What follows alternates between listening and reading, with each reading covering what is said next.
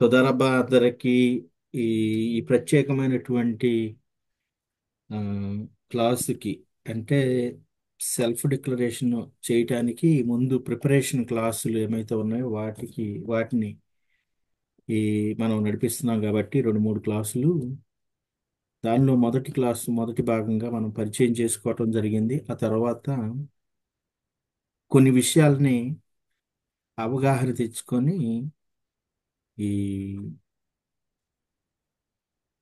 ఆ విధానం ఆ మార్గం మనకి ఇష్టమైతే తాత్కాలిక నోహియ స్వీయ ప్రకటన సెల్ఫ్ డిక్లరేషన్ చేసి ఒక సంవత్సరం పాటుగా మా క్లాసుల్లో పాల్గొనవలసి ఉంటుంది.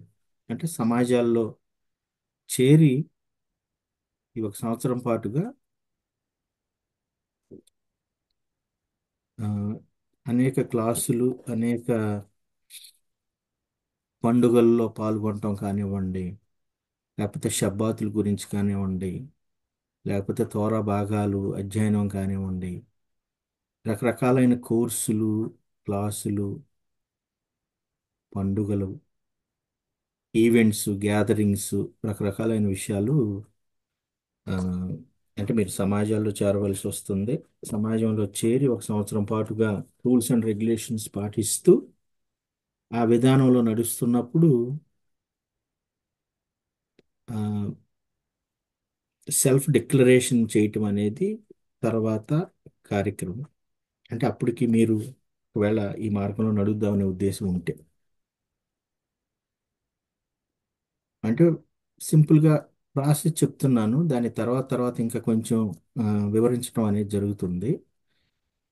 ఇప్పుడు మీరు మొదటి స్టెప్ అంటే సెల్ఫ్ డిక్లరేషన్ చేయటానికి ఈ సిద్ధపడి ఉన్నారు అంటే అంటే అవగాహన చేసుకోవడానికి సిద్ధపడి ఉన్నారంటే అర్థం ఏంటంటే, అంటే సెల్ఫ్ డిక్లరేషన్ చేయటం కొరకు మనం కొన్ని విషయాల్ని ఈ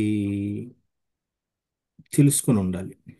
లేకపోతే ఎందుకు చేస్తున్నాం సెల్ఫ్ డిక్లరేషను, అసలు మనం చేయాల్సిన అవసరత ఏంటి, అసలు ఈ సిస్టమ్ ఏంటి, ఈ విధానం ఏంటి, ఇది ఎక్కడి నుంచి తెచ్చారు, ఎందుకు తెచ్చారు, మనం ఎందుకు చేయాలి అనే విషయాలన్నీ అవగాహన అనేది తెచ్చుకోవాలి.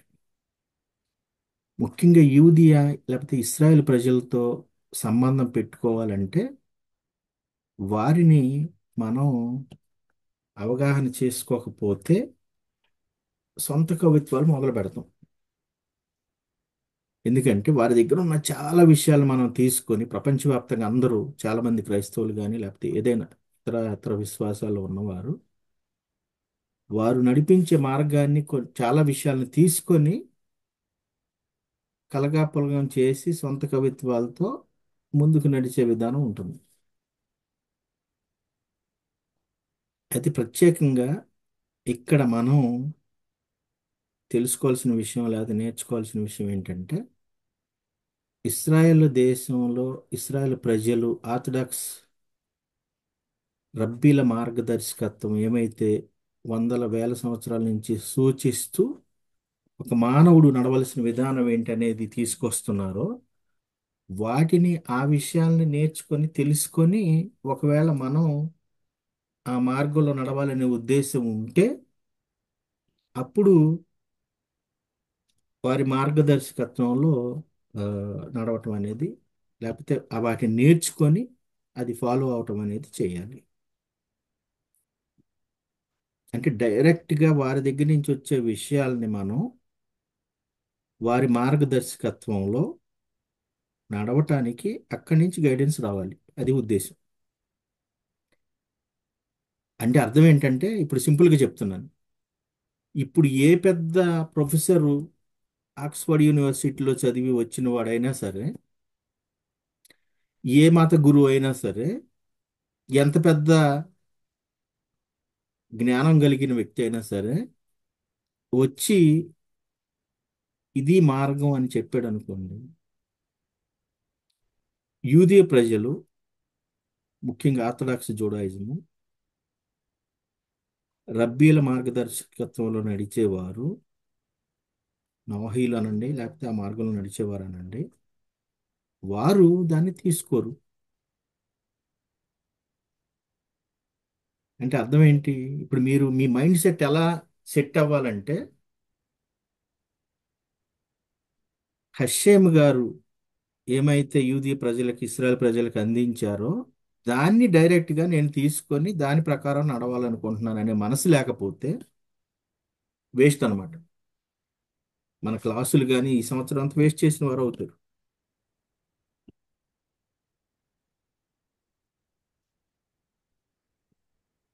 కాబట్టి ముందు అసలు ఇది ఏంటనేది తెలుసుకోవటానికి మనం ఈ 2 3 క్లాసులు పెడుతున్నాం. కాబట్టి ఈ 2 3 క్లాసుల్లో మీకు వచ్చిన అవగాహన బట్టి, మీరు అర్థం చేసుకున్న దాన్ని బట్టి ముందుకు వెళ్ళాలా లేదా అనేది కూడా ఆలోచించుకోవచ్చు. అయితే ఒక ప్రశ్న, మీరు మీరు కూడా మాట్లాడండి. అందరు ప్రతి ఒక్కరు మీ అభిప్రాయాలను కూడా వ్యక్తం చేయండి. ఇది ఏదో క్లాస్ అయితే నేను వీడియో రికార్డింగ్ పెట్టేసి మీకు పంపిస్తే సరిపోయేది కాదు. ఇప్పుడు క్లాస్ చెప్పటం ఎందుకు జరుగుతుందంటే డెఫినెట్గా మీరు కూడా ఇన్వాల్వ్ అవ్వాలనే ఉద్దేశం. అవగాహనకు వచ్చిందా లేదా అనేది తెలుసుకోవటానికి కూడా ఉపయోగపడుతుంది. ఉద్దేశం ఏంటంటే, ప్రశ్న ఏంటంటే, ఇప్పుడు రకరకాలైనటువంటి విశ్వాసాలు, మతాలు, రకరకాలైనటువంటి విధానాల్లో మానవుడు జీవిస్తూ ముందుకు నడుస్తున్నాడు కదా ప్రపంచంలో.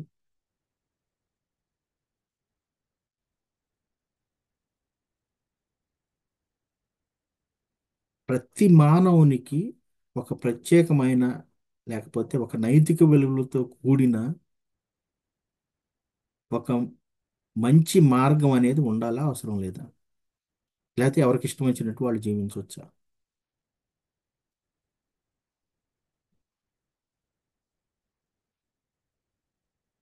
ప్రశ్న అర్థమైందా?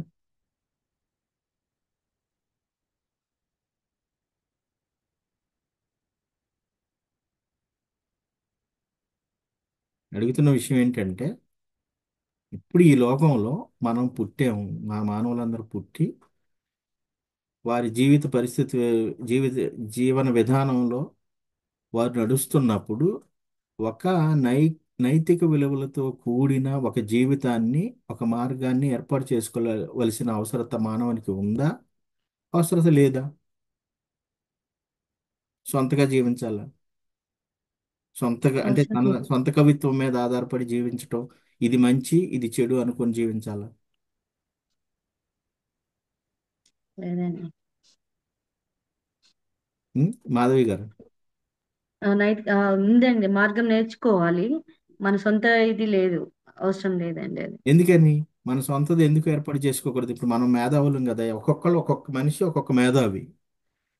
తాను ఒక మార్గాన్ని ఎందుకు ఏర్పాటు చేసుకోకూడదు? ఇప్పుడు జనరల్గా జరిగేది అదే. ఇప్పుడు చూడండి, నేనైతే అది చేయను, ఇదైతే చేస్తాను, లేకపోతే అబ్బాయి అలాంటి విషయాలు నేను చేయనండి అని చెప్పేవాళ్ళు ఉంటారు. ఇలాంటి విషయాలు నేను చేస్తానండి, ఇది మాత్రమే చేస్తానండి అని చెప్పేవాళ్ళు ఉంటారు. లేకపోతే ఇలా చేయకపోతే మనం బతకలేమండి ఈ లోకంలో అనేవాళ్ళు ఉంటారు.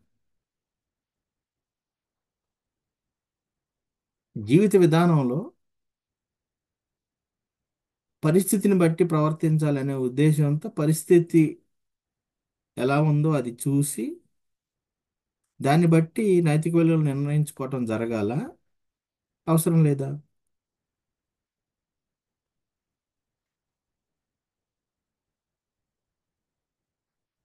మాధురి గారు, మీరే ఓపెన్ చేసుకోవచ్చు. మీరు అందరికీ కో హోస్ట్స్ ఇవ్వండి. అవసరం లేదు సార్. అంటే ఒక వ్యక్తి తనకిష్టమైన విధానంలో కొన్ని విలువలను పెట్టుకొని జీవించవచ్చు.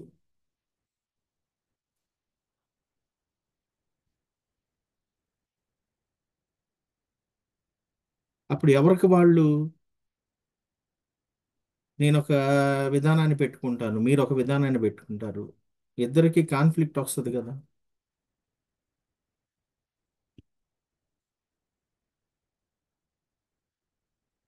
ఖచ్చితంగా వస్తుంది కదా.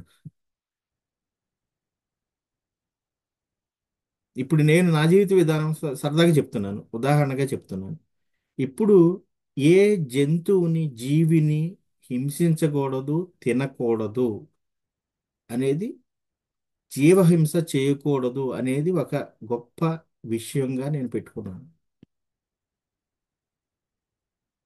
నేను ఆకులు అలములు మాత్రమే తినటానికి ఇష్టపడతాను. నేను తినను, ఎవరు కూడా తినకుండా ఉండటం మంచిది అని నేను పెట్టుకున్నప్పుడు మీరు దాన్ని వ్యతిరేకించవచ్చు కదా. మీరు పెట్టుకున్న విధానంలో జంతువులదే ఉంది, మనుషులు కాదు కదా, అందరూ తినే విషయమే కాబట్టి తినొచ్చు అని మీరు పెట్టుకోవచ్చు ఒక విలువ. మీ నైతిక విలువ మనిషిని చంపకూడదని పెట్టుకున్నారు, కానీ జంతువుల్ని చంపొచ్చని మీ పెట్టుకున్నారు. అది పెద్ద తప్పేం లేదనే ఉద్దేశం. ఇంకొక వ్యక్తి ఏం చేస్తాడంటే, ధనవంతులు ఉన్న వాళ్ళ దగ్గర దోచుకోవటం పెద్ద తప్పు కాదు అని పెట్టుకున్నాడు. ధనవంతులుగా ఉన్న వారి దగ్గర దోచుకుని వాళ్ళకి చాలా ఉన్నాయండి, వాళ్ళకేం పెద్ద అవసరం ఏమీ లేదు, వాళ్ళు తింటారా పెడతారా, కాబట్టి దోచుకోవటం మంచిది. అది నేను పేదవాళ్ళ దగ్గర అస్సలు దోచుకొని వాళ్ళకి ఇస్తాను తప్పితే, ధనవంతులు దోచుకోవటం మంచి విషయంగా నేను పెట్టుకుంటాను. అప్పుడు సమాజం ఎవరికి వాళ్ళు ఏ నైతిక విలువ లేకపోతే ఏదో ఒక విధానంలో నడుచుకుంటున్నప్పుడు సమాజం నిలబడదు. అంటే ఈ ప్రపంచం అనేది ఉండదు చివరికి. ప్లాన్ కాన్ఫ్లిక్ట్ వచ్చినప్పుడు ఒకళ్ళదొకళ్ళు గొడవలతో ఆ విషయాలన్నింటినీ, అంటే ఏమైతే కాన్ఫ్లిక్ట్ ఉన్నాయో వాటిని ఒకళ్ళు ఇది చేస్తారు, ఒకళ్ళు అది చేస్తారంటే అరాచకత్వం, అవినీతి మొదలవుతుంది.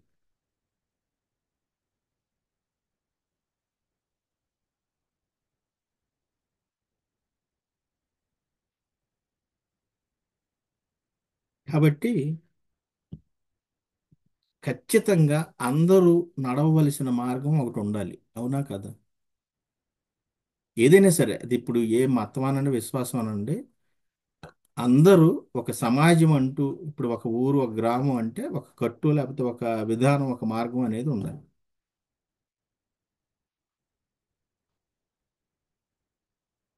ఆ విధానం లేకపోతే అరాచకత్వం, అవినీతి మొదలవుతుంది.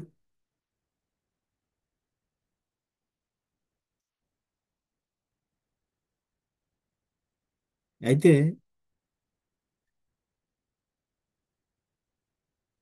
ఇప్పుడు యూదియ దృక్పథాన్ని పరిచయం చేస్తున్నా. అంటే యూదియ విధానంలో ఏం కోరుతున్నారు, లేకపోతే ఆ మార్గం ఏంటి, ఏ మార్గంలో ఒక మనిషి, ఒక వ్యక్తి జీవించాలని ఆశిస్తున్నారు అనే దాన్ని తీసుకొస్తారు. మీరు ప్రశ్నలు ఉంటే అడగాలి, అర్థం కాకపోతే అవి అడిగి తెలుసుకోవాలి, వాదించవచ్చు, ఏం పర్వాలేదు. కానీ అవగాహన లేకుండా మాత్రం ఉండటం వల్ల టైం వేస్ట్ అవుతుంది. మన క్లాసులు ఆ, పెట్టుకున్నా కూడా అది పెద్ద ఉపయోగం ఉండదు, అవగాహన అనేది రాకపోతే నేను చెప్పే విషయాల్లో. యూదీ దృక్పథం యూదీయ దృక్పథం లేకపోతే తోరా అనుకున్నాం, లేకపోతే ఇస్రాయేల్ ప్రజలు మానవాళికి అందించే మార్గం ఏమిటి అంటే, మొదటి నుంచి వద్దాం. సృష్టికర్త ఉన్నాడు. సృష్టికర్త మానవుల్ని చేయాలనే ఉద్దేశంతో, లేకపోతే ఈ విశ్వాన్ని, ఈ భూమిని, ఆకాశాన్ని, వీటన్నిటిని సృజించి, ఈ జీవుల్ని, చెట్లని, అన్నిటిని సృజించి, ఆ జీవులన్నిటిలో ప్రత్యేకమైన జీవి అయినటువంటి మానవుణ్ణి సృజించి అతనికి స్వేచ్ఛ ఇవ్వటం అనేది జరిగింది. సృష్టికర్త, లేకపోతే దేవుడు అనండి, సృష్టికర్త అనండి, జనరల్గా మేము హషేం అంటూ ఉంటాం. హషేం లేకపోతే సృష్టికర్త ఈ సృష్టి యావత్తును సృజించి, ఆ సృష్టిలో ఒక ప్రత్యేక పరచబడిన జీవి ఎవరు అంటే మానవుడు. ఆ మానవుడిని సృజించిన సృష్టికర్త మానవునికి ఒక మార్గాన్ని నిర్దేశించటం జరిగింది. అంటే ఏం కోరుతున్నారు? ఇప్పుడు ఉదాహరణకి మనం ఏదైనా కానివ్వండి, ఇప్పుడు మనం ఒక కుర్చీ కానీ లేకపోతే ఒక వాషింగ్ మిషన్ కానీ లేకపోతే ఏదైనా కానివ్వండి, ఒక పరికరం మనం తయారు చేసినప్పుడు ఒక ఉద్దేశం మనకు ఉంటుంది. ఇప్పుడు మనం అన్నం వండుతున్నాం అనుకోండి, దానికి ఒక ఉద్దేశం ఉంటుంది. ఎందుకని? ఆ ఊరికి నాకేమి పని లేక వండుతున్నాను అని చెప్పరు. ఎందుకు వండుతాం? ఇదిగో వీళ్ళ కొరకు వీళ్ళు తినాలనే ఉద్దేశంతో, మన కుటుంబం మన పిల్లలు తినాలనే ఉద్దేశంతో వండుతున్నాం. అలాగే సృష్టి యావత్తును సృజించిన హషేమ్ గారికి ఖచ్చితంగా ఒక ఉద్దేశం ఉంటుంది. ఆ ఉద్దేశాన్ని మనకి మనం తెలుసుకోవాలంటే ఎలా తెలుసుకోగలుగుతాం?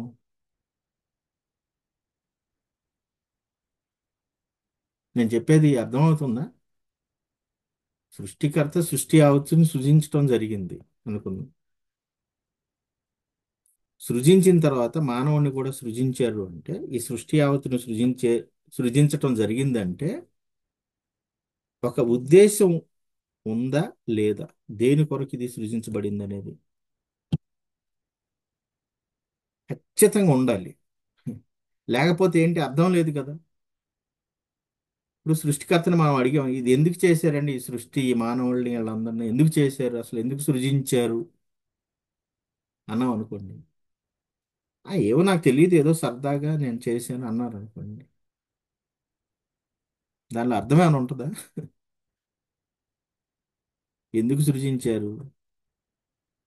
ఏమో నాకు తెలియదు అంటున్నారు అనుకోండి.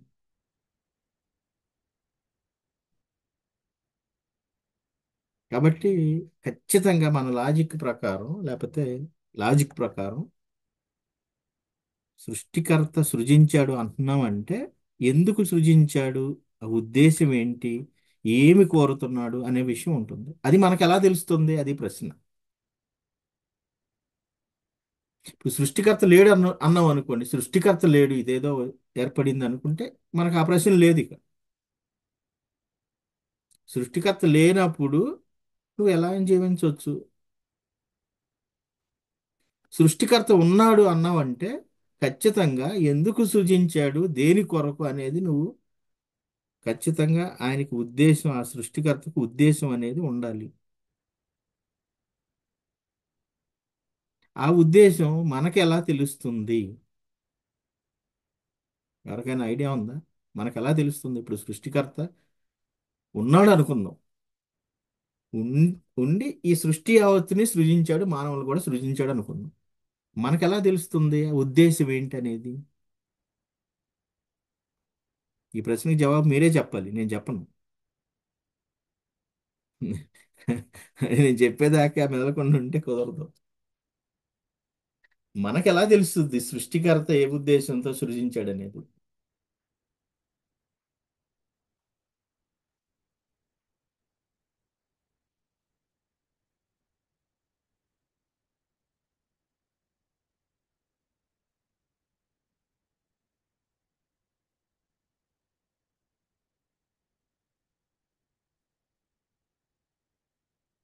ఎవరికి ఐడియా లేదా?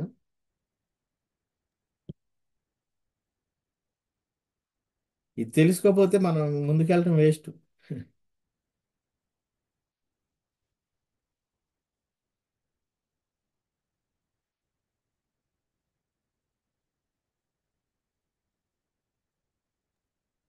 మంచి చెడుల కోసం సార్.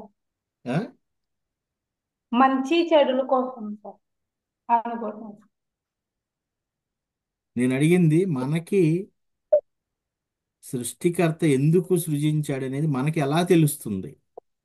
సరే. ఉద్దేశం ఏంటి అని అడగట్లా.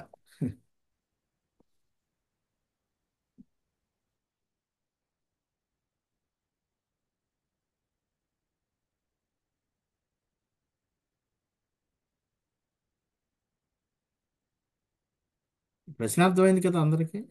లేదా ప్రశ్న అర్థం కాదు?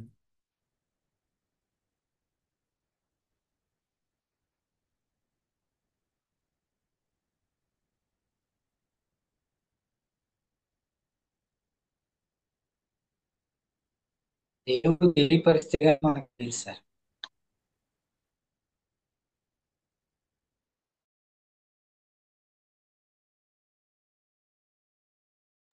అంటే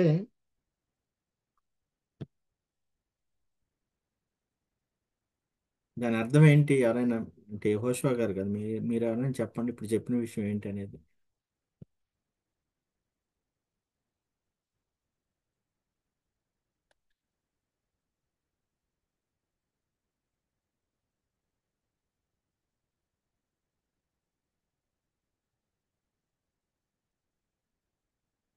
ప్రశ్న అర్థమైందా?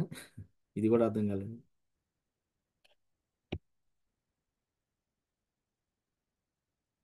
ఇప్పుడు యెహోషువ గారు చెప్పింది ఏంటి అర్థమైందా? ఎవరికైనా విన్నారా?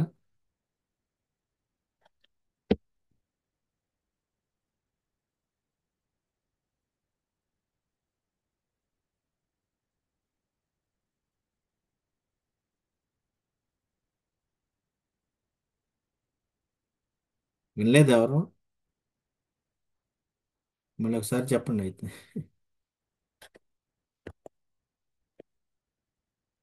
ముందుగా దేవుడు మానవులకు తెలియపరిస్తే కానీ ఆయన ఉద్దేశం ఏంటి అనేది అర్థం అవుతుంది. విన్నారా ఇప్పుడు? అర్థమైందా?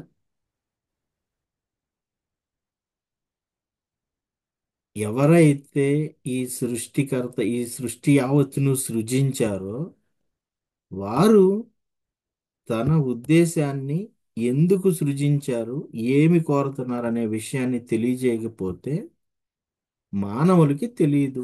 ఆయన మనసులో మాట మనకెలా తెలుస్తుంది ఎందుకు సృజించారు అనేది? మనకెలా తెలుస్తుంది? ఆయన చెప్తే తెలుస్తుంది. నేను ఎందుకు సృజించానంటే మానవుల్ని ఈ కారణం కొరకు అని తెలియజేస్తే తప్ప మనకు తెలియదు. దేని కొరకు సృజించావు, మేమేం చేయాలి, ఎందుకు సృజించావు మమ్మల్ని అని అంటే తెలియజేస్తే తప్ప.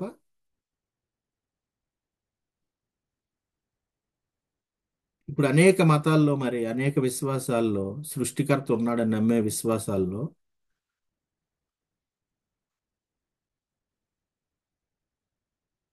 ఆ సృష్టికర్త ఎందుకు మానవుల్ని సృజించాడు, వాళ్ళు ఏం చేయాలనే విషయాన్ని ప్రతి మతంలో ఆ సృష్టికర్త ఎవరైతే ఉన్నారో, లేకపోతే దేవుడు అందాం ప్రస్తుతానికి, అంటే ఈ సృష్టి యావత్తును సృజించిన సృష్టికర్త దేవుడు ప్రతి మతంలో ఉన్న విశ్వాసాన్ని బట్టి తెలియజేసి ఉండొచ్చు వారికి.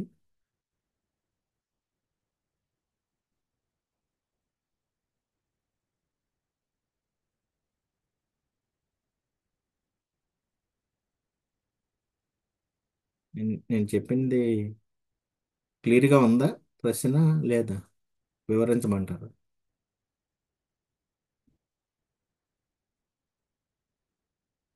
ఇప్పుడు ప్రతి మతం ప్రతి విశ్వాసం సృష్టికర్త ఉన్నాడు, ఆయన ఇదిగో ఈ విషయాన్ని మాకు తెలియజేశాడు కాబట్టి ఈ మార్గంలో నడవాలి అని చెప్పుద్ది. చెప్తుందా? ఏ మతం అయినా చెప్పదా? చెప్ చెప్పచ్చు సార్. చెప్పదా? ఎందుకు మరి వాళ్ళకి తెలియజెప్పలేదా సృష్టికర్త?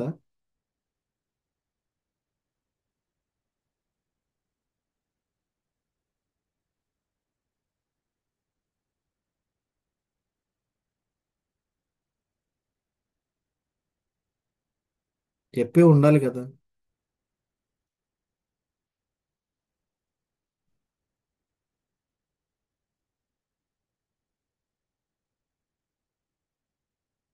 అయితే యూదీ దృక్పథంలో, యూదీ చరిత్రలో యూదీ పెద్దలు రబ్బీలు ఎవరైతే ఉన్నారో వారు చెప్పే విషయం ఏంటంటే సృష్టికర్త ఈ సృష్టి యావత్తుని మానవుణ్ణి కూడా సృజించిన తర్వాత అతనికి స్వేచ్ఛ ఇవ్వటం జరిగింది. ఆ సిస్టమ్ స్వేచ్ఛ ఇచ్చే విధానంలో ఆ మానవుణ్ణి సృజించడం జరిగింది.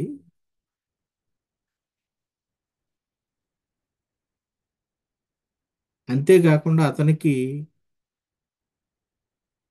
ఎందుకు సృజించటం జరిగింది మానవుణ్ణి, లేకపోతే ఈ సృష్టి యావత్తుని, ఈ ప్రత్యేకమైన మానవుడు, ఈ స్వేచ్ఛ ఇవ్వబడిన మానవుడు ఏమి చేయాలి అనేది కూడా తెలియజేశారని చెప్తున్నారు.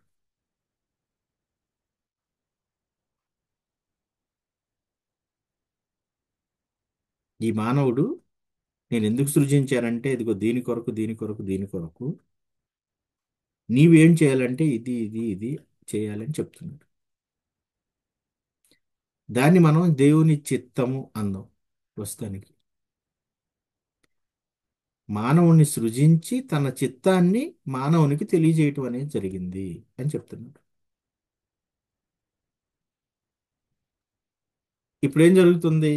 ఇప్పుడు స్వేచ్ఛ ఇచ్చారు కాబట్టి తనకిష్టమైనట్లు జీవించవచ్చు, లేదా దేవుని చిత్త ప్రకారం ఆయన కోరుకునే విధానంలో నీవు జీవించవచ్చు. స్వేచ్ఛ ఇచ్చారు కాబట్టి. అదే జంతువులకి లేకపోతే ఇతరత్ర జీవులకి స్వేచ్ఛ ఇవ్వలేదు. ఆ విధానంలో వాటిని సృజించలేదు. ఉదాహరణకి సింహం అనేది ఉందనుకోండి. దాని తత్వం, దాన్ని సృజించబడిన విధానంలో అది ఆకులు, అలములు, ఫలములు తిని జీవించడం అనేది చేయదు. అవునా కదా? అంటే దానికి వేరే స్వేచ్ఛ లేదు. అది ఎందుకులే పాపం వీటన్నిటిని చంపటం, మనం ఆకులు, అలములు తిని జీవిద్దాం అనే ఉద్దేశానికి రాలేదు అది. ఎందుకు? దాన్ని స్వేచ్ఛ లేని విధానంలో ఒక సిస్టమ్ ప్రకారం ఒక విధాన్ని లేకపోతే ఒక విధానాన్ని ఫాలో అయ్యే విధంగా సృజించారు. మానవునికి అలా కాదు. మానవునికి స్వేచ్ఛ ఇవ్వటమే కాకుండా అన్ని రకాలైనటువంటి విషయాల్ని ఎన్నుకునే పద్ధతి లేకపోతే విధానం ఇచ్చారు కాబట్టి, ఆ విధానంలో అతను సృజించారు కాబట్టి, ఆ సిస్టమ్ మానవంలో పెట్టడం వలన అతనికి ఇప్పుడు మంచి చెయ్యొచ్చా, చెడు చేయాలా అనే స్వేచ్ఛ ఉంది. ఈ రెండిట్లో ఏదో ఒకటి నువ్వు చూజ్ చేసుకోవచ్చు. కానీ నేను కోరేది ఏంటంటే నీ నుంచి, ఇదిగో ఇది మంచి చేయమని, మేలు చేయమని కోరుతున్నాను. అందుకు నిన్ను సృష్టించాను. ఈ లోకంలోనికి నీవు వచ్చావంటే, ఇది దృక్పథం ఏం చెప్తుంది, లేకపోతే తోరా ఏం చెప్తుందంటే, నీవు పుట్టిన దగ్గర నుంచి చనిపోయే వరకు నా చిత్త ప్రకారం జీవిస్తావని నేను ఆశిస్తున్నాను. స్వేచ్ఛ ఇచ్చాను కాబట్టి నీవు నేను చేయను అని ఎదురు తిరగవచ్చు.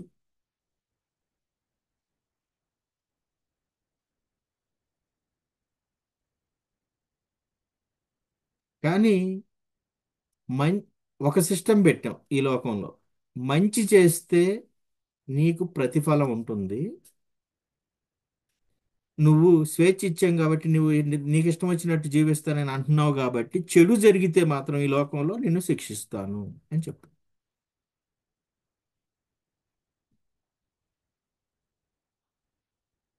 నువ్వు మంచి చేస్తే లేకపోతే నా చిత్త ప్రకారం నడిస్తే నువ్వు మంచి చేస్తావు కాబట్టి నీకు ప్రతిఫలం ఉంటుంది.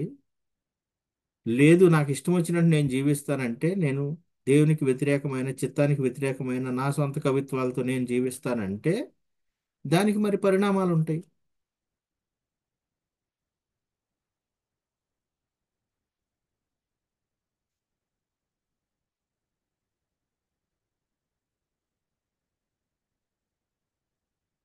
కాబట్టి ప్రతి మానవుడు యుధి దృక్పథం ప్రకారం ఏమి చెయ్యాలని సృష్టికర్త కోరుతున్నాడు?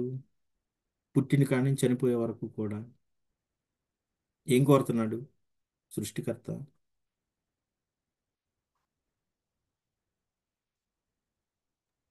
తన చిత్తాన్ని నెరవేర్చాలి అని అంటున్నారు.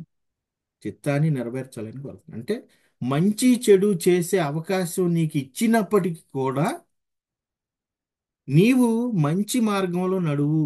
ఇప్పుడు మన పిల్లల్ని మనం, నువ్వు మంచి దొంగ, గజి దొంగగా తయారవు, నాకు అది బాగా ఇష్టం, నువ్వు అందరిని రేపులు చేస్తా జీవించు, చాలా ఇష్టం నాకు అది అని కోరుకుంటామా మన పిల్లల్ని? మంచి ఉద్యోగం సంపాదించి, మంచి ఇల్లు కట్టుకొని, మంచి విధానంలో జీవించు అంటామా? అలాగే సృష్టికర్త కూడా మన నుంచి ఒక విషయాన్ని కోరుతున్నాడు. మంచి చేసి జీవిస్తూ ఉండు. నీకు అవకాశం ఇచ్చాం, చెడు చేయడానికి కూడా అవకాశం ఉంది. కానీ ఒక విషయం మాత్రం తెలుసుకో, మంచి చేస్తే నీకు మేలు జరుగుద్ది, చెడు చేస్తే శిక్ష పడుద్ది.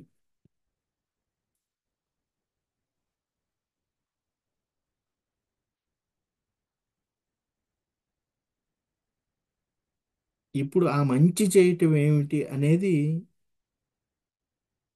తెలియజేశారు కాబట్టి యూదయ ప్రజలకి, వారు మనకు గైడెన్స్ ఇస్తున్నప్పుడు ఆ మార్గంలో తెలుసుకొని నడిచే ప్రయత్నం చేయాలి మనం. మంచి చేయాలనే ఉద్దేశం ఉంటే, అంటే దేవుని చిత్త ప్రకారం నడుచుకోవాలనే ఉద్దేశం ఉంటే, ఇప్పుడు ఏం జరుగుతుందో చూడండి. మనం ఒకవేళ చేయాలని ఉన్నా కూడా చేయాలని ఉన్నా కూడా ఇప్పుడు వరకు మనం మన జీవితంలో ఈ విషయాన్ని తెలుసుకోబోయే ముందు వరకు కూడా ఒక జీవిత విధానాన్ని అలవర్చుకున్నాం. అదేంటి? ఇప్పుడు వరకు ఒక సిస్టంలో హష్యేమి చిత్త ప్రకారం నడిచే విధానాన్ని కాకుండా మనకిష్టమైన రీతిలో మనకి ఏది మంచి అనిపిస్తే అది, మనకి ఏది చెడు అనిపిస్తే అది చేయకుండా ఉండటమో, లేకపోతే ఏ, మనం కొన్ని విషయాల్ని అది చెడు అయినా కూడా ఇది మంచిదే అనుకుంటూ చేయటము, మంచిదైనా కూడా ఇది చెడు అని చేయకుండా ఉండటము చేసే విధానంని ఇప్పుడు వరకు అలవర్చుకుంది. ఇతర మతాలు విశ్వాసాల్లో ఏం జరుగుద్దంటే, అంటే అన్నిట్లో కాకపోయినా కొన్నిట్లో ఏం జరుగుద్దంటే, నీ జీవిత విధానం మంచిగా ఉంటే మంచిది, కానీ నువ్వు నీ జీవిత విధానాన్ని అంతా మార్చుకోవాలి అని ప్రతిరోజు నీకు హెచ్చరిస్తూ జాగ్రత్తలు చెప్తూ మార్చుకునే ప్రయత్నం నువ్వు చేయాలనే విధానం ఏ విశ్వాసంలో కూడా నేను చూడలేదు. ఒకవేళ ఉన్నాయేమో కానీ నీ నెఫెష్ అంటే నీ ఇప్పుడు ప్రస్తుతానికి మీ ఆత్మ లేకపోతే మీ స్వభావ లక్షణాలని మార్చుకోకపోతే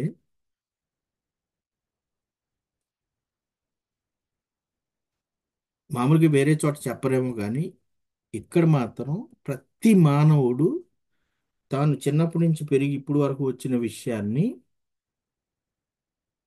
ఆ జీవిత విధానాన్ని మార్చుకొని తోరా ప్రకారం లేకపోతే ఆ సూచనలు ఏమైతే సృష్టికర్త తన చిత్తాన్ని తెలియజేస్తాడో దాని ప్రకారం నడవటానికి మలుచుకోకపోతే నీ జీవితం వ్యర్థం. అది యూది దృక్పథం చెప్పే విషయం.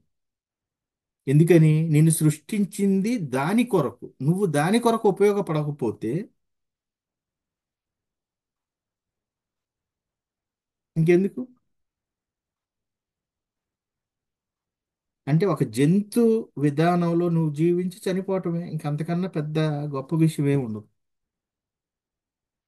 ఒక జంతువు ఎలా అయితే పుట్టి దానికి ఏ గోలు, జీవిత విధానం లేకపోతే ఇలా ఉండాలి, దేవుని చిత్త ప్రకారం నడవాలనే విషయాలు ఉండవో, జంతువుతో సమానం.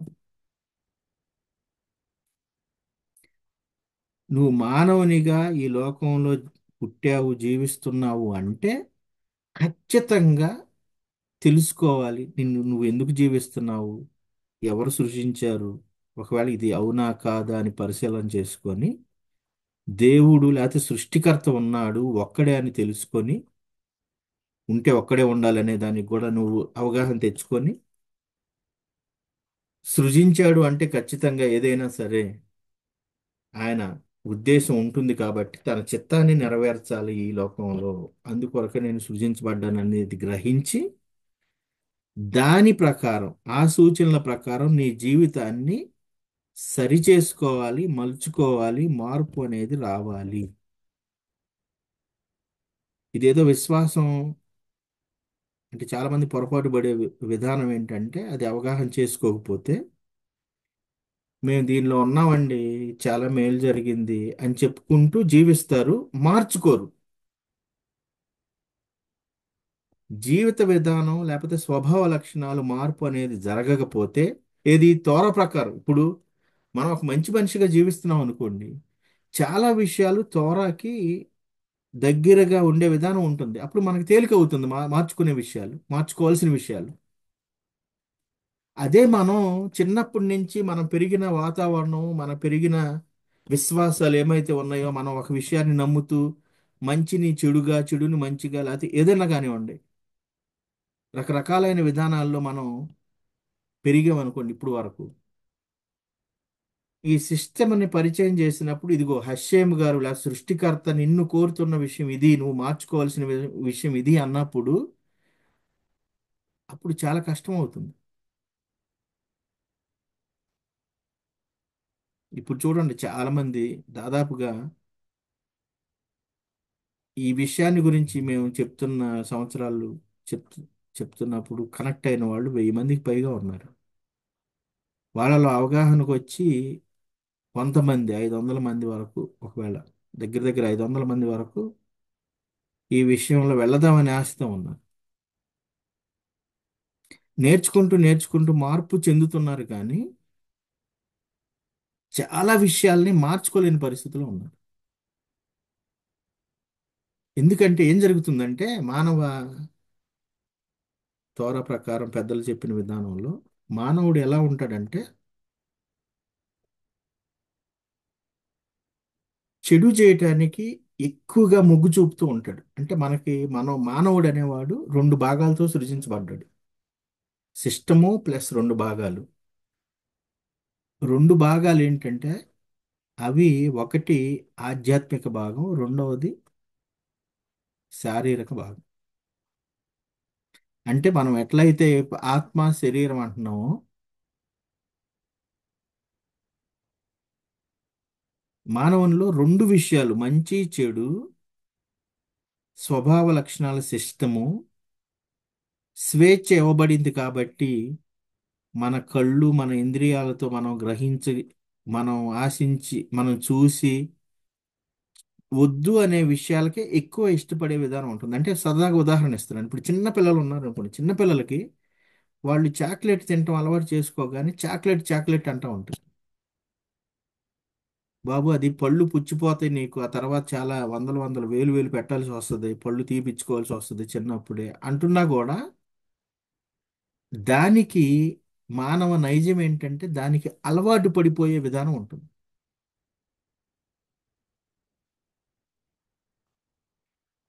అలవాటు పడిన వాడిని మనం, బాబు అది కాదు ఇది అని సరిచేయాలంటే చాలా కష్టం అవుతుంది.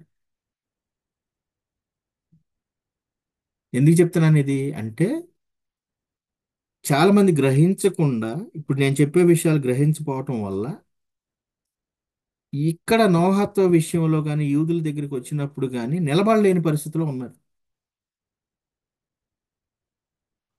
ప్రపంచవ్యాప్తంగా చూడండి,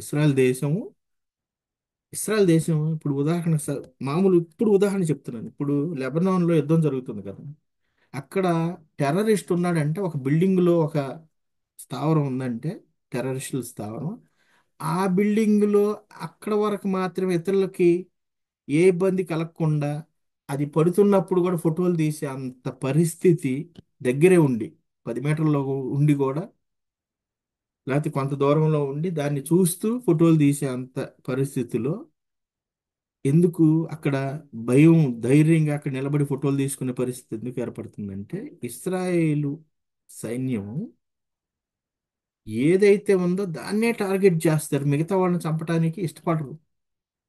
అక్కడ టెర్రరిస్ట్ ఉన్నాడు కాబట్టి ఆ టెర్రరిస్ట్ని చంపడానికే ఇష్టపడరు.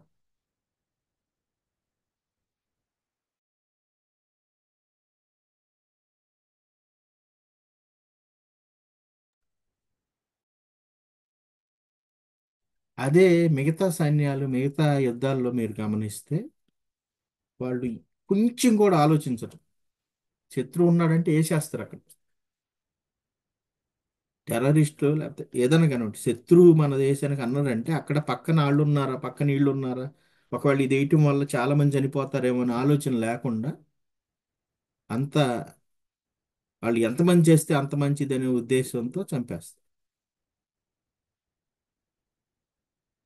ఎందుకని? తోరా ప్రకారం ఆ నైతిక విలువలతో నడిచేవారు చాలా జాగ్రత్తగా దేవునికి భయపడుతూ ఇది చేస్తే మంచిది కాదు అనే ఉద్దేశంతో చాలా జాగ్రత్త పడటం అనేది జరుగుతుంది. అదే ఇప్పుడు మనం ఇండియాలో చాలా విషయాలు ఉన్నాయి. మంచిగా లేకపోతే నైతిక విలువలతో నడుద్దాము అంటే చాలా మంది చెప్పే విషయం ఏంటంటే మంచిగా ఉండటం వల్ల నష్టపోతాము. ఇక్కడ జరిగేది అదే, నిజంగా నష్టపోతాం. నైతిక విలువలతో మంచిగా నడవటం అంటూ జరిగితే చాలా ఇబ్బందులు ఇరుకులు ఏర్పడతాయి. ఎందుకంటే చాలా విషయాలు ఇప్పుడు చూడండి, ఇండియాలో సనాతన ధర్మం అని రకరకాలైన విషయాలని చాలా చాలా మంచి విషయాలు చాలా ఉన్నాయి. మరి మంచి విషయాలు అంత గొప్ప ధర్మం, మంచి విషయాలు ఉన్నప్పుడు ఆ మార్గంలో ఎందుకు నడవట్లేదు? ఉన్నాయి, చాలా విషయాలు ఉన్నాయి, మంచి విషయాలు ఉన్నాయి. ఎందుకు నడవట్లేదు అంటే మనకిష్టమైన విధానంలో మనం మొగ్గు చూపి అటువైపు ఎక్కువ చెడు చేయటానికి ఇష్టపడతాం కాబట్టి దాన్ని యూది ప్రజల్లాగా జాగ్రత్తగా పరిశీలన చేస్తూ ప్రతి ఒక్కరు ఇలా ఉండాలి అని చెప్పే విధానం లేకపోవటం వల్ల కానీ లేకపోతే ఏదైనా కానీ ఉండే కరప్ట్ అయిపోవటం అనేది జరుగుతూ ఉంటుంది.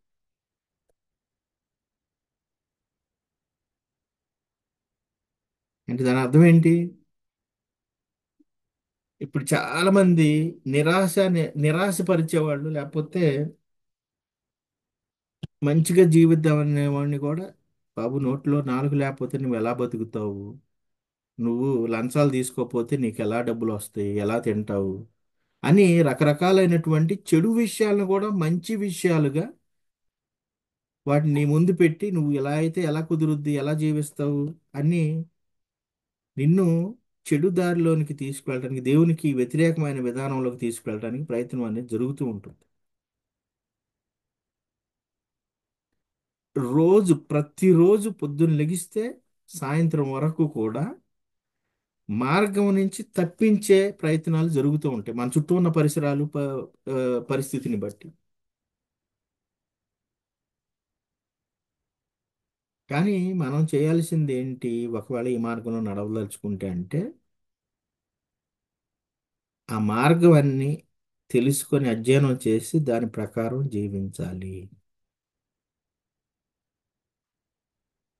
మన సిస్టమ్ని, మన అలవాట్లని, మన స్వభావ లక్షణాలని, మనం చూసే విధానాన్ని, మనం మాట్లాడే విధానాన్ని, అనేక విషయాల్ని మనం మార్చుకోవాల్సి ఉంటుంది. ఇదేదో సరదాగా మనం ఆహా వీళ్ళేదో క్లాసులు చెప్తారు లేకపోతే సెల్ఫ్ డిక్లరేషన్ చేస్తే మంచిదంట అని అనుకొని పొరపాటున ఒకవేళ మీరు గనక వచ్చి ఉంటే అది కాదు ఇక్కడ సిచ్యువేషన్. ఇక్కడ విధానం ఏంటంటే సృష్టికర్త నీకు తెలియజేసే విధానాన్ని, ఆయన కోరుతున్న విషయాన్ని నువ్వు నడవటానికి నీకు పూర్తి గైడెన్స్ ఇవ్వబడుతుంది. దాని ప్రకారం చనిపోయే వరకు జీవించాలనేది ఉద్దేశం. ఎవరైనా మిమ్మల్ని ఈ బలవంతంగా కూర్చోబెడితే నేను చెప్తున్నాను, మతం మార్చే విషయం కాదు ఇది. మనిషి మార్పు చెందే విధానం. మంచి మనిషిగా ఈ లోకంలో జీవించాలనేది ప్రతిరోజు చెప్పే విషయాలు, పెద్దలు చెప్పిన విషయాలను తీసుకొస్తూ ఉన్నప్పుడు నీ మనస్సాక్షికి నీకే తెలుస్తూ ఉంటుంది నేను చేసేది తప్పని. ప్రతిరోజు నువ్వు తోర ప్రకారం నడిచే వ్యక్తికి ఇదిగో నేను మాట్లాడిన మాట తప్పు, నేను వ్యవహరించిన విధానం తప్పు, నేను ప్రవర్తించిన తీరు తప్పు అని మనం నేర్చుకున్న కొద్దీ తెలుస్తూ ఉంటుంది. తెలుసుకొని మార్చుకోకపోతే అసలు తెలుసుకోవటం వేస్ట్ నన్ను అడిగితే. ఆ ఉద్దేశం లేకపోతే ఖచ్చితంగా సెల్ఫ్ డిక్లరేషన్ కాదు కదా, నువ్వు ఏం చేసినా కూడా వేస్టే.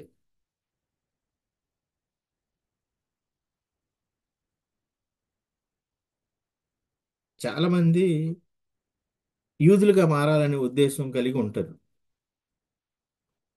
యోధత్వం ఏం చెప్తుందంటే, బాబు నువ్వు నీ వల్ల కాదు, వదిలేసే, నీ కుదరదు అది అని చెప్తూ ఉంటారు. ఎందుకంటే చిన్నప్పటి నుంచి మనం పెరిగిన విధానం, మన పరిస్థితులు, మన డిఎన్ఏ, మన వంశపారంపర్యంగా వచ్చి మనకు చెప్పే విషయాలు, మన పెద్దల ఆలోచనలు అన్నీ కూడా మన మనలోనికి వచ్చి మనం కొన్ని విషయాలను ఫిక్స్ చేసుకొని ఉంటాం. కాబట్టి ఇప్పుడు ఆ ఫిక్స్ చేసిన విషయాల్ని తీసివేసి సరైన పునాది వేసుకొని ముందుకు నడిచే విధానాన్ని పరిచయం చేయటం అనేది జరుగుద్ది.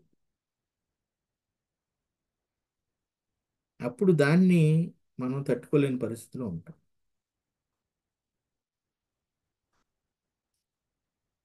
కానీ ఎప్పుడు మనకి అది సాధ్యమవుతుందంటే, మన మైండ్ సెట్ ఇది సృష్టికర్త నాకు అప్పచెప్పిన ఒక బాధ్యత, ఆయన కోరే విషయం, అందుకే నన్ను సృజించాడని మనం ఎప్పుడైతే గ్రహిస్తామో, అంటే దేవుని యందు భయభక్తులు కలిగి ఉంటామో, అప్పుడే మనం ఆ ఆజ్ఞకి లోబడి దాని ప్రకారం జీవించడానికి, చుట్టుపక్కల ఎలాంటి ఘోరాతి ఘోరమైన మనుషులు రకరకాలైనటువంటి ఉన్నా కూడా మనం మనల్ని జాగ్రత్తగా దాని ప్రకారం నడుచుకునే విధానంలోనికి మన సిస్టమ్ని మనం మార్చుకొని, మైండ్ సెట్ని మార్చుకొని, ఆ మనసు ఉంటే అంట చూడండి, ఆ మనసు ఉంటే అప్పుడు అది జరుగుతుంది.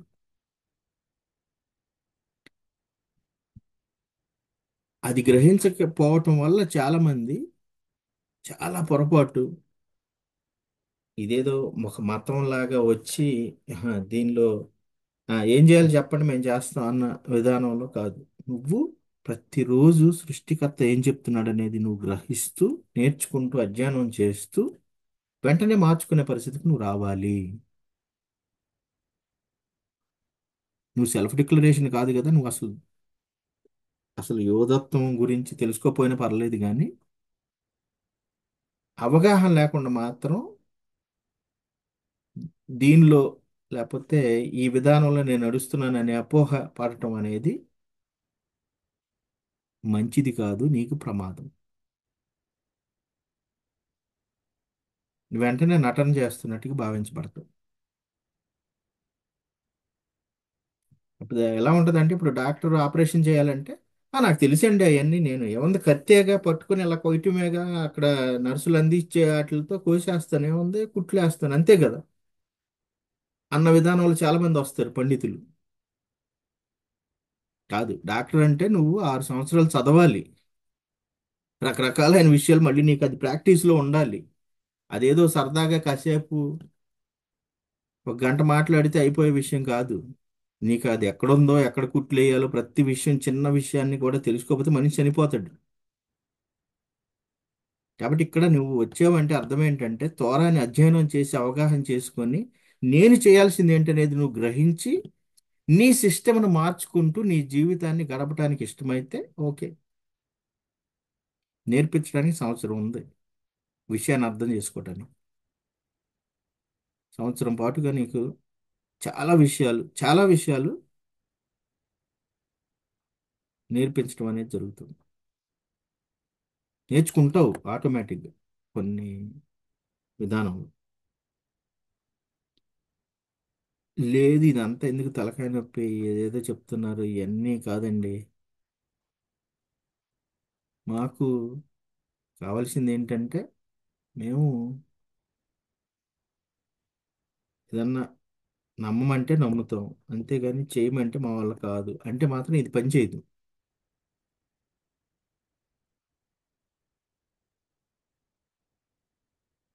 దీనికి అంటే ఈ నోహత్వానికి లేకపోతే యోధత్వానికి ఇతర మత విశ్వాసాలకి తేడా అదే, ముఖ్యమైన తేడా ఏంటంటే, ఇక్కడేమో నేర్చుకోవాలి, దాని ప్రకారం పాటించాలి, విశ్వసిస్తే సరిపోదు, మార్చుకోకపోతే నువ్వు గుర్తించబడవు. త్వర ప్రకారం నడుస్తున్న వ్యక్తిగా, దేవుని చిత్త ప్రకారం నడుస్తున్న వ్యక్తిగా నేను గుర్తించము. ప్రయత్నం చేసే వ్యక్తిని పర్వాలేదు, కానీ ఆ మైండ్ సెట్ మార్చుకొని దాని ప్రకారం జీవించాలి అనే ఉద్దేశం లేని వ్యక్తులైతే మాత్రం నేను ముందే చెప్తున్నాను, మీకు సంవత్సరం వేస్ట్ చేయటం కన్నా ఈ క్లాస్తో ఖచ్చితంగా వదిలేయవచ్చు ఈ విషయాన్ని. ఈ ప్రశ్నలు ఏమైనా ఉన్నాయా? చాలా సమయం అయిందంటే నేను గమనించలేదు, కానీ 10 గంటలకు ముగిద్దాం అనుకున్నాం, అది దాటిపోయింది. మనం కొంచెం లేట్గా మొదలు పెట్టాం కాబట్టి ప్రశ్నలు ఏమైనా ఉన్నాయి? ఇప్పుడు చెప్పిన విషయాల్లో అర్థం కాని విషయాలు ఏమైనా ఉన్నాయా ఎవరికైనా సరే? క్లియర్గా ఉందా? క్లారిటీగా?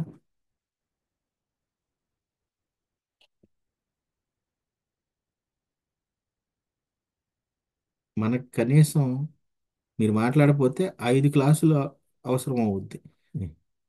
మీరు చెప్పకపోతే ఇంకొక 4 క్లాసులు ఖచ్చితంగా పెట్టాల్సి వస్తుంది.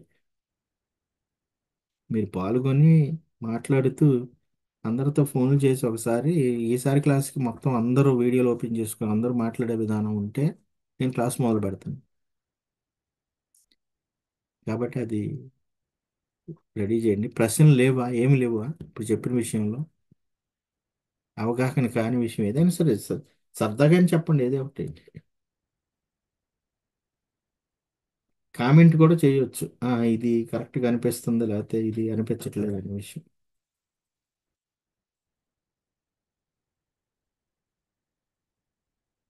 ఏమి లేదా?